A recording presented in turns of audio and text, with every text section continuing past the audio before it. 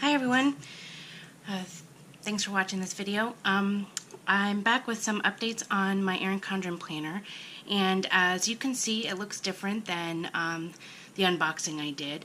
So if you watched that video you know that I got the beautiful World Watercolor vertical Erin Condren, the neutral. And in between the time of ordering my Erin Condren and receiving it, I watched a lot of Plan With Me videos, and I watched a lot of videos about the Happy Planner and all the cool things you can do to make it your own, being able to interchange pages and make your own pocket pages and dashboards. And that really appeals to me because for years I've been DIYing things like that and make my own mini books and cards, and I just really like that aspect of being creative. So I was lying in bed one night thinking about it, and I thought, well, what would happen if I took the coil off my Erin Condren and turned it into a Happy Planner? So same beautiful pages, but just a different binding system.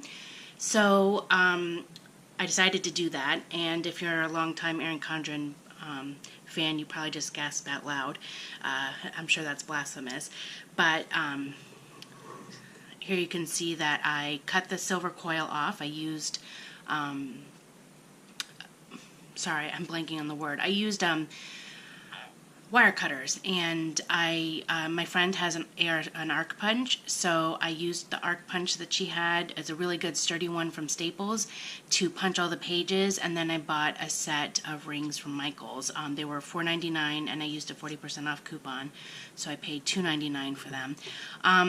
They did not have the medium-sized one, so and I really wanted to see if this would work, so in a hurry I just bought the expander rings, and it's too big for me. So I'm either going to see what Staples has, because my friend says that Staples has similar discs, or try to order them online, either from Amazon or the Happy Planner website, if there is one, I'm not sure, because these are too big.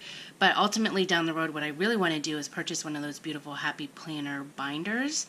The planner binders that are they come in like pink and blue and yellow, and they're just the traditional like planner style. So but they have pockets, so you can insert your Happy Planner and then use them.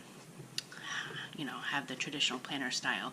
So there's no cover right now, and I'm trying to decide if I'm going to make my own because I have tons of scrapbook paper, and I might invest in a laminator, because I've seen the Scotch brand sells them for $20, and if I can find one at my local Walmart, I think I'll do that. And that way, instead of paying $8 for 4 Happy Planner covers at Michaels, I can use paper I already have. And I mean, $20 is considerably more than $8 for covers, but I think it will be fun to use up all my scrapbook paper and make my own covers. So I just want to show you another thing that I did was I wanted to start planning right away, and the Erin Condren doesn't start till July. So I flipped through and realized that November is the exact setup in terms of when the month starts and 30 days as June. So I took November of 2018 out of the planner and moved it to the front and converted it to June 2017. Just so that I could start planning. I've never planned this way.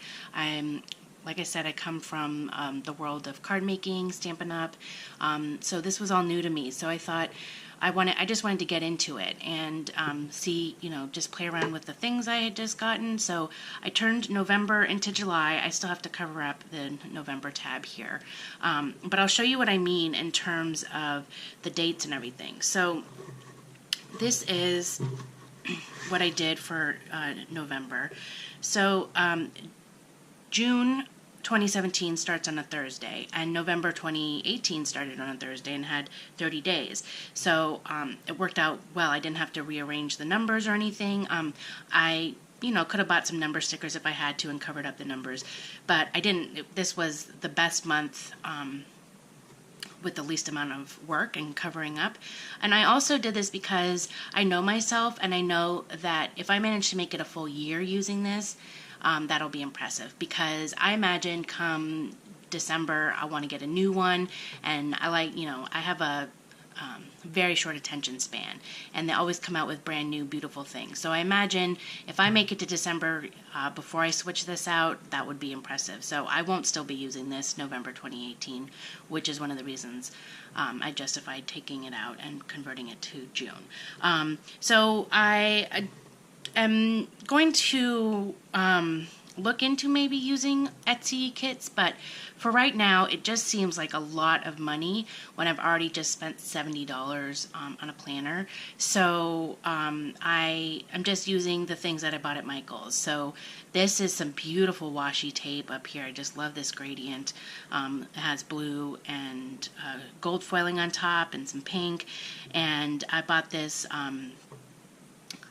really cute thin washi in a roll of, I think it had 20 rolls of all the colors in the rainbow. I got that for $14.99 at Hobby Lobby. I show that in my last haul. This came in a roll of beautiful washi from Michael's. These are stickers that I bought at Michael's. They were a really beautiful deal, and a lot of them have gold foiling. And then I just like I said, this is my first attempt, so I'm not sure what I'm going to put here. I'm not sure what other things I'm going to use to embellish it, but I just wanted, the main reason I put the washi down was to cover up that it says November. And then if you see other stickers here, it's because, like this one said Halloween. There was a Veterans Day somewhere in here. I'm going to cover up the fall back daylight savings time. So there were a few things in there that obviously don't apply to June. But I thought that was, a fun way to get started, because I'm sure, like everyone who's received their Erin Condren planner, you don't want to wait. You just want to start now. So that's what I did. And now I'm going to show you what I did for my very first week of planning in my Erin Condren. And I think maybe down the road I might film myself planning, but this took me like 2.5 hours. I was so indecisive. I was going through all my stickers. I was getting up and doing other things, because I lucky enough that I could do this at work, because the nature of my job is being there and not always having things that are pressing. So on my lunch break and later in the evening, I was able to do this a little bit. And so let me just show you what I did. And now, so if I've seen a lot of videos about no white space planning and white space planning. I knew from watching different videos that I would lean towards white space planning. And I don't know if this is how my spreads will always look, because to me it's kind of cluttered. I might try something more minimalist next week.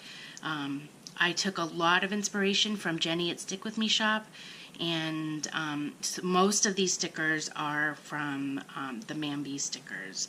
So what I did was I chose this sticker, Don't Let Yesterday Take Up Too Much of Today, as a starting point. And I put that down, and then I built my layout from there. So I put that down, and then I thought, well, what kind of washi do I have? And I remembered I had this beautiful purple and pink washi, and it has some gold foiling on top. It's so beautiful. I'm going to be so sad when I run out of it and have to get some more, because it's just, it's very me.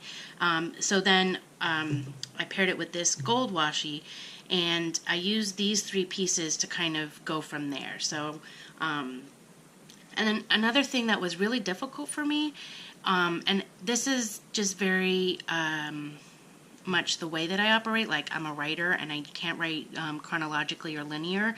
Like when I'm writing a novel, I do, chapter 1, and then that's boring, so I go to chapter 15. And I found that's how I planned. Like, I started putting down the stickers here, and then I jumped ahead to the weekend.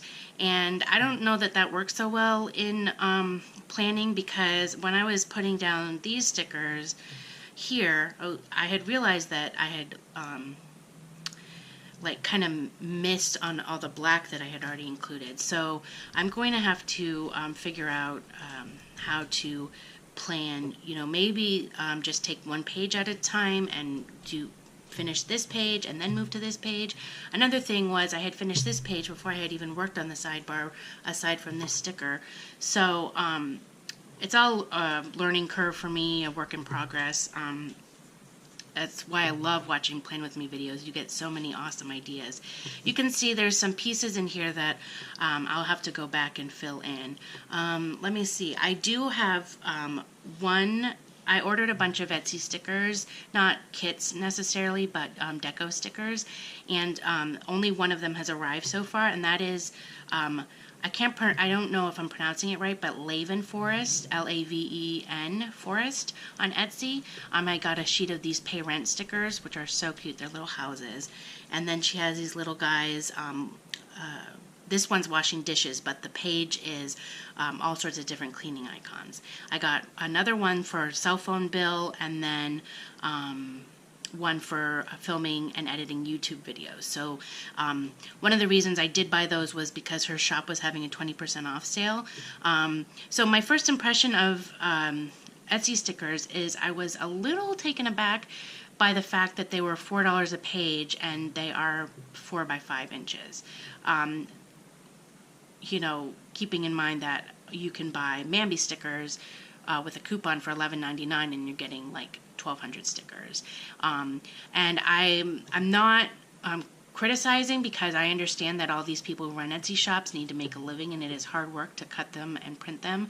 I'm just saying that for myself, I might not go that way, because I'm more of like a quantity person, and so if I know that I can get stickers for $12 and I'll get hundreds of them, then I might save my Etsy purchases for things like, I just discovered the,